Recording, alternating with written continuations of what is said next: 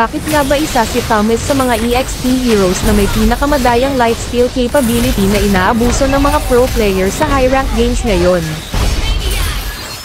Si Thomas ay isang fighter hero na may unique skill set dahil sa kanyang kakayahan makapag-deal ng true damage, slow, sustain, at tumagal sa laban habang nagde-deal ng malaking damage.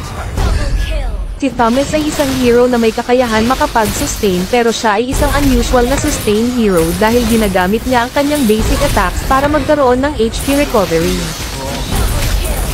Dahil ginagamit niya ang kanyang basic attacks para magkaroon ng HP recovery ay maganda para sa kanya ang attack speed items para makapag-sustain sa team fights. Kaya minsan kahit corrosion side lang ang kanyang attack speed item at ang iba ay defense items na ay kaya na niya makipagsabayan sa team fights. At para sa item build at emblem naman ay may tatlong build ang pwedeng gamitin.